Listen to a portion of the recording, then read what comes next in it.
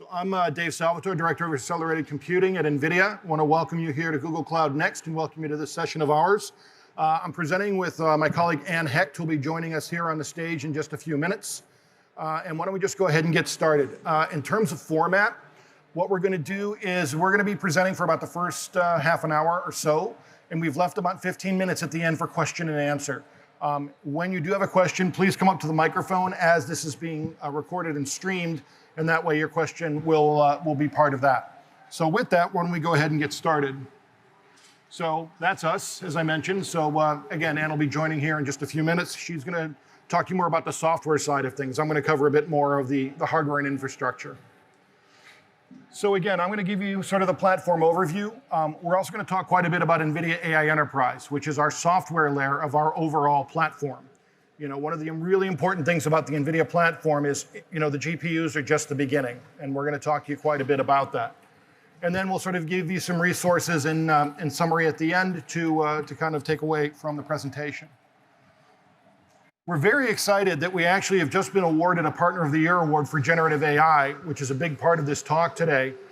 As we all know, Generative AI has kind of set the world on fire. I mean, it's really kind of one of the most exciting things going on with AI. It's the thing that really has touched consumer markets in a very direct way, even though a lot of us, really all consumers were using AI in one form or another, but whether they knew it or not. But now with things like, Midjourney and Stable Diffusion and image generation apps and ChatGPT, people know that they're directly interacting with AI now. And so that's kind of going to be a lot of what we cover here. So in terms of, what is generative AI and what it can be used for, there's no shortage of applications for generative AI. In a lot of ways, we're just scratching the surface. We spent kind of the first decade of deep learning. Deep learning really got started in earnest in about 2012 with the advent of AlexNet, which those of you who've been in the space for a few years probably remember. There used to be a competition called ImageNet, and a professor from the University of Toronto named Alex Krasinski basically was able to build a deep learning network on NVIDIA GPUs and just come in and blow away the competition. And that sort of sparked what we now think of as deep learning, right? And so that first really almost decade of deep learning was really about learning, recognizing, and predicting, right? Now, as we enter the second decade of deep learning, it's really much more about creating. And that's what's really gotten exciting. Even more exciting still, and this is something that Jensen likes to talk about, is that this generation of AI kind of turns everyone into an AI programmer, because so much of it you can do can be done in plain language. So rather than having to write, say, a Python script or something in Torch or C code or what have you, you can basically put in your prompts in plain language and be able to generate interesting things, whether that's text, images, video, 3D graphics, computer code, in some cases even things like molecules and DNA for things like drug discovery. So again, we're really just still, I think in a lot of ways, learning all the different ways it can be applied. And that's what's really kind of exciting about this, is seeing the applications that frankly we couldn't predict. To me, in a lot of cases, those are really the most interesting applications that come out of a new technology. So just kind of covering this a little bit, we talk about the idea of a foundation model. And this is a really important concept. And we're actually building services out around foundation models in 3 areas. These will be coming to market with Google actually later this year, around language, which is what's called NeMo, for drug discovery, which is called BioNeMo, and then for image generation, which is called Picasso, right? But what's neat about foundation models is you start with, as the name implies, a pre-trained model that has been trained up to a certain point and can be deployed as is. But then from there, you can take your own data and do additional training with it to customize it for your particular domain. And that's what's really exciting, because what that can do is dramatically cut your training time. Because as you all probably know, the training time for these very, very large neural networks, especially things like large language models, it can take weeks and in some cases months, depending on the infrastructure that you're running on. So that ability to very quickly train these models using essentially what's called fine-tuning, or sometimes what's called prompt tuning, really allows you to get the model trained faster, deploy it faster, and get your application to the market faster, right? So this is just sort of an overview slide of our platform. This is what I'll call a simplified view. Our platform actually has hundreds of software libraries. We support, of course, all the major frameworks. And I'm going to kind of do a very brief touch on the software piece of what we do, because Anne's going to give you kind of the double click on that. But one of the important things to realize as you look at this diagram is that the hardware that you see living at the bottom of the diagram is sort of what I think of as the foundation of our house, which is our platform. The house itself is really the software. And again, we're gonna touch on that quite a bit more as Anne takes you through her material. It's an important concept because there is still what I'll call a perception, which is valid because of NVIDIA's heritage as a GPU company, that we are still those GPU guys. Well, in fact, at NVIDIA, we have twice as many software engineers as hardware engineers. It's very purposeful. And we do that because software enabling is what's been key to a lot of our success in the AI domain. It takes the form of frameworks, supporting all the frameworks deeply and contributing significant amounts of code and engineering work to these open source frameworks. It includes support for things like accelerating inference through things like TensorRT, as well as our inference serving software called Triton. So these software elements, and again, I don't want to steal too much of Anne's thunder, are obviously critical to helping people deploy applications. Because as a lot of you know, building AI applications and working with AI is challenging. It's hard. And so whatever we can do to accelerate that, to make it easier, to make it faster at the software level, is a critical differentiator to help your Google customers, as well as our own direct customers, move faster and get applications built. So on Google Cloud today, there are a wide variety of instances available. I'm going to highlight 4 of them you see up here on the screen. I've listed what the GPUs are, along with the name of the instance that they power. Right? The one that I'm probably most excited about with you this morning is the one that got announced yesterday at general availability, which is the A3 instance. This is powered by our H100 GPU, which is our current flagship offering. This GPU has features in it that were expressly purpose-built for large language models, in particular a feature called Transformer Engine, which allows you to selectively and intelligently use FP8 precision on a per layer basis when you're training your models, so that you can optimize performance without compromising accuracy and get the model to actually converge. Because one of the challenges, of course, with reduced precision is, as the name implies, it also can compromise your accuracy. And if your accuracy is compromised too much, the model won't converge. And so whatever speed up you got is basically the same as spinning your tires faster in the mud, because you're not going to get anywhere, right? So but both A100 T4 still available, still very good solutions for what they're designed to do. But H100 and now also Google was a first mover on L4, which is a great product for doing inference as well as visual computing, and what I'd call sort of light training. But it's primarily a part that's mostly purpose-built for inferencing and is very good at that. So a little bit more on this new A3 instance from Google. Again, we are very excited to see Jensen join TK yesterday during the keynote and announce that this is now coming into general availability. This will be available, I believe, starting in September. And what we're seeing, again, is it will be, instances of 8 H100 GPUs connected via our NVLink fabric technology. And, we'll also then have basically enhanced networking, which I believe will be a full bandwidth of 1.6 terabits per second, so a substantial upgrade versus previous GPU instances, and will be, again, available sort of from your Google Cloud console. So again, very glad to see that Google is now brought this capability to the market. They joined several other CSPs who've also announced general availability for H100, so we're working with all of our CSP partners to make sure that we can get as much H100 capacity to the market as we can. And so, again, very excited to see that Google is now going to general availability. And this is going to be my last slide. Just a brief touch on, I talked a few minutes ago about the importance of software and how in a lot of ways it really kind of represents the house of our platform. Well, one of the things we've done with that house is we've also spent a lot of time working in concert with Google Cloud to integrate those technologies into the Google Cloud platform, and particularly things like Vertex AI, for instance, as well as some of their hybrid offerings. So I've got them listed out here. I won't read it down for you. And again, Anne will talk a little bit more about this, but one of the really important ones, of course, I'll just touch on briefly, is Kubernetes, because it is what allows you to again, manage orchestration, manage things like auto scaling, for instance, with our Triton inference serving software. And it's a technology that we've spent a lot of time with Google to make sure that our technology works very well with the GKE engine.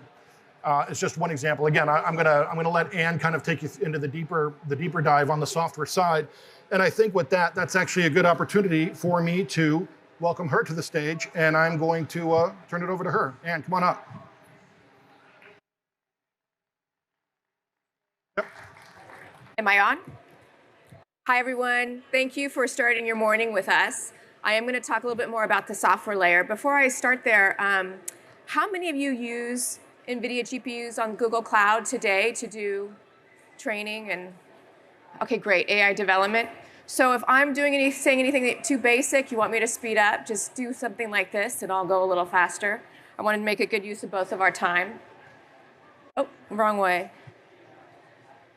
So Dave already talked about our platform a little bit, and he showed you the diagram. So we think about it as 3 layers: an acceleration layer where we have our NVIDIA GPUs and our hardware. And like Dave said, most people, when they think of GPUs and accelerated computing, that's what they think of, is just the actual H100 or L4 that they might be using. But there's actually, like he said, a whole software layer that sits on top of that enables our customers to take full advantage of that GPU and help them speed their time to development of an AI application, and then also put that application into production and supports that runtime of the application. And then at the very top layer, we provide AI models, pre-trained models, as well as foundation models. And today I'm going to talk to you specifically about that software layer in between those 2 layers. We sometimes refer to it as the operating system of AI or the runtime of AI. Oops. So this diagram shows you a little more detail about what's included in NVIDIA Enterprise. And a very simple way, if you can't remember this, is any software that we have released for AI that's generally available, that's not in early access essentially, is included in NVIDIA Enterprise. And we provide full support, security patching, API stability across that platform for enterprises that are actually doing production-grade development. We also do regression testing so that we support prior generations of our GPU architecture, because we realize every time you update your software, you don't want to have to update your infrastructure that you're running it on. So we support as far back as our V100, which is still available in the Google Marketplace and the Google instances, as well as up to the H100, which will be available later this month, and the L4, which we released earlier this year. And then moving up the stack, you'll see that AI development box. Let's see if I can use my little pointer. Does that work? Do you see that?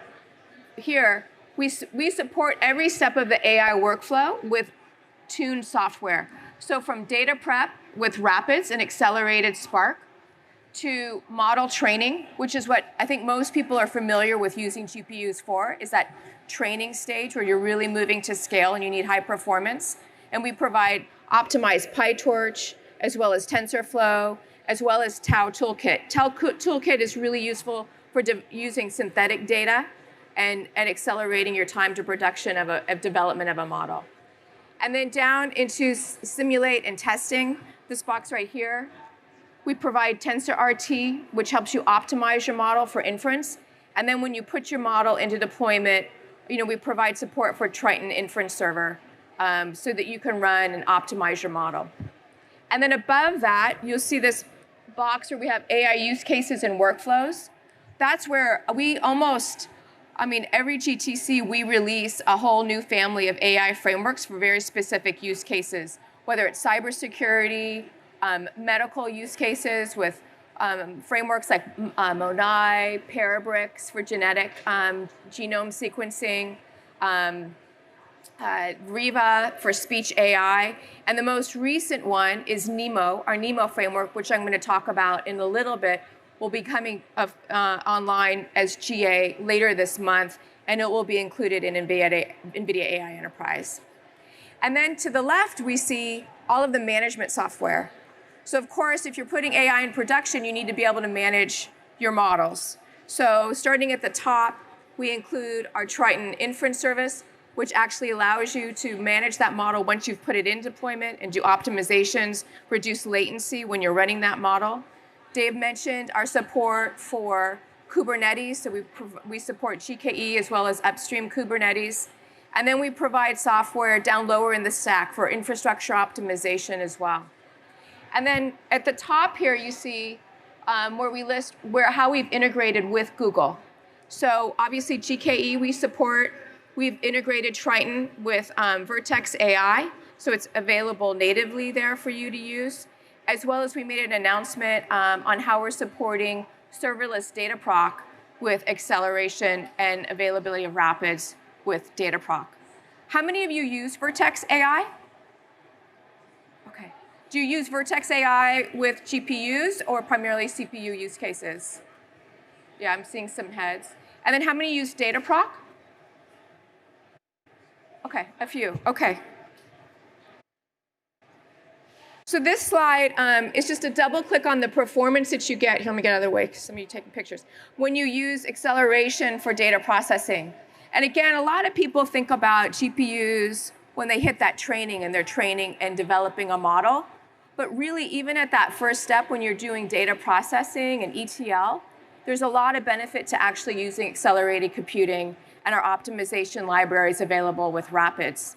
So in this diagram, we're comparing CPU with GPU. CPU is in blue. We've normalized to the CPU and how much time it takes, and then the cost that you're actually spending. And one of the perceptions, and it's true, when you rent a GPU instance, it's going to be more expensive than your CPU instance. But when you're computing whether or not it makes sense for you to use GPUs and acceleration versus CPU for your workflow, be thinking about how much time it's going to take you and your efficiency that you'll gain from the GPUs. And that's the point of this analysis, is to show you that you can do it in about a fifth the time and about a fifth the cost if you're using GPUs to do this workload of data prep. Now, every data prep job will not benefit from acceleration, so we actually include a tool. That's what's shown here on the left is the output of this tool, where you can run do a test of your workload, and it'll tell you whether or not there'll be cost savings if you move this to an accelerated instance or not, or if you're better and more efficient just to keep it on a CPU. So I hope you go by our booth. We're going to be showing you a demo of this as well in this integration. So in this slide, again, I'm showing another step of the AI workflow, but in this case, we're showing inference and the benefit of using accelerated computing for inference. So the model here that we're running is the SAM, the segment anything model. This is a model that actually will partition out and segment literally every image into a photo. You're probably familiar with segmentation. If you use your iPhone and you crop people out of your pictures and people who maybe have photobombed your photo, you can crop them out and then re-render that without the person in it. So this basically is able to segment out anything you take a picture of or any image in a photo, and it doesn't have to be trained on those images. So we ran this model. Again, we compared it to CPU versus GPU, because that's typically the decision you're making when you move into inference is, do I need to accelerate this workload, or is it better just to run this on a CPU instance? What's most efficient and cost effective? So you can see in this example, you can actually have much higher throughput, 24 times higher throughput on the accelerated instance of this model. And because of that high throughput, and obviously, therefore, also lower latency, you're able to do the same workload at about 5% of the cost as if you were renting out CPU instances. Again, every model, every inference workload will not need to be accelerated, but you should evaluate whether or not it makes sense for the ones you might be running, especially in production for your business. So one of the questions we get a lot is, why did we do NVIDIA Enterprise? NVIDIA Enterprise is our commercial license for our software. And I want to make sure everybody understands, we will always, as much as possible, submit to GitHub. So we just announced, for example, Guardrails. Guardrails is a new framework for safety of generative AI workloads. It's available in GitHub right now. We will always publish to GitHub. We will always make our software available for free, containerized, compiled on our NGC repository. But we also are now providing a commercial license to our software.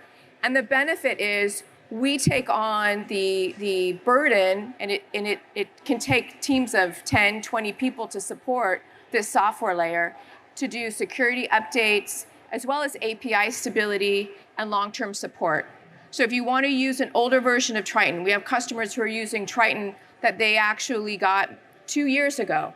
They want to have security updates to that version of Triton, but they don't want to have to rev and update the whole Triton model. Because if they do that, they're going to introduce new APIs, which could break the code that they've developed on top of Triton. So we provide them with an API stable version of Triton that also is maintained and secure. So what I'm showing here is these are actual scatter graph plots of these different frameworks. These are the main ones I showed in that first slide I opened with.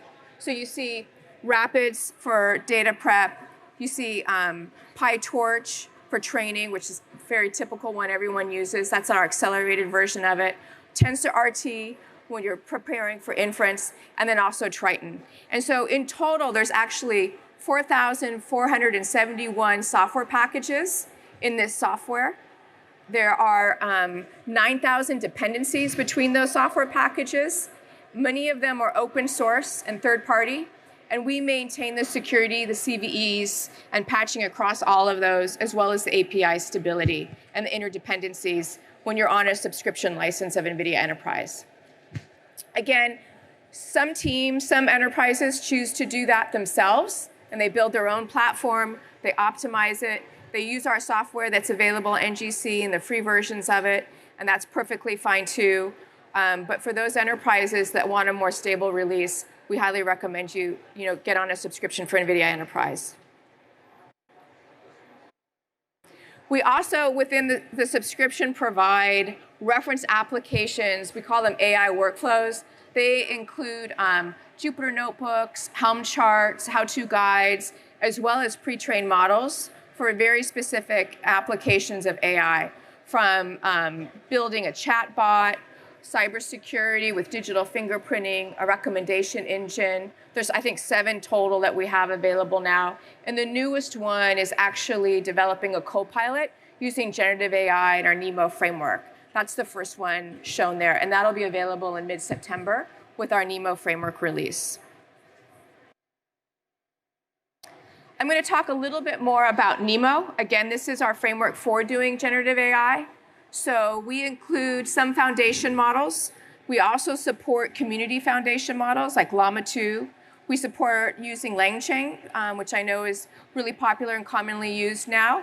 And then obviously our guardrails, which is in early access now to help keep your generative AI model safe so it doesn't start rendering results for something it wasn't trained to do, right? Giving a weather report when it's actually supposed to be doing a recommendation of a product. And then in between there, right, you see it's optimized for data preparation, which is really important for generative AI, right? You take a model that's already 95% there, but you want to tune it on your proprietary data. So preparing that data is very important, and optimizing that data to tune that model. And then whether you're training, and we can help you scale it out to thousands of GPUs, customization, doing p-tuning, using that pre-trained that information from your own enterprise, and then actually taking that model, moving it into deployment, and optimizing it in your runtime. And again, this will be packaged up as part of our NVIDIA Enterprise release and available in the marketplace on Google in a couple of weeks here when we go to GA. So this is just a summary of the value prop of NVIDIA Enterprise, starting with obviously the value of accelerated computing. I hope you guys will think about accelerated computing not just for training, but for your data prep and for inference and for your actual runtime, because it really does add value and savings across that full AI process. And if you're not sure about whether or not your workload will benefit from acceleration, look for our tools like we do for data proc. We're showing in the booth, so we can help you evaluate whether or not processing and accelerated computing helps you with the processing that you're doing. Then that next layer is just how we made it enterprise grade with security, reliability, patching, as well as the manageability features. It's all available on Google Cloud, multiple generations of GPUs, and then obviously we've included generative AI capabilities with the NeMo framework. There's 2 ways to really get started. We have a 90-day eval program that's available on our website on nvidia.com. So that gives you full license to everything NVIDIA Enterprise, including like the AI frameworks, the management software, et cetera.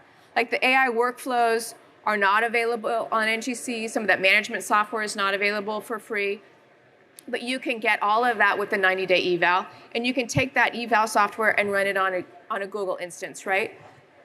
Alternatively, we also have it available in the marketplace. You can, starting at $2 an hour per GPU, you can subscribe to NVIDIA AI Enterprise, and we also have the ability to purchase it through private offer, which means you can also use, if you have enterprise credits with Google, you can use your enterprise credits to access the license and purchase the license.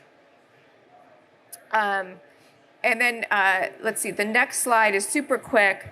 I just wanted to go over some of our announcements. We talked about some of these already. The first one is the H100 coming online later this month, which is our latest GPU. The availability of NVIDIA Enterprise, that's the second one there in the marketplace. I hope you check it out. We didn't mention this already, but PaxML, which has been a framework for LLM management, development of large language models, has been only supported on TPUs. We're now supporting it on GPUs, and it's available from our NGC catalog. It's in early access. When it becomes GA, we will support it as part of NVIDIA Enterprise. And then the last one there is our support of Dataproc, serverless Dataproc with acceleration.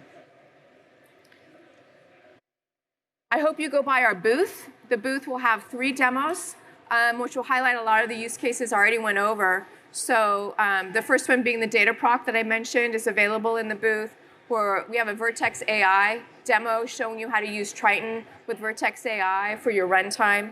And then the last one is just showing a GenAI use case using NeMo framework, which is available through the Google Marketplace. And I think they're showing how to develop a chatbot or a pilot, if you will, co-pilot.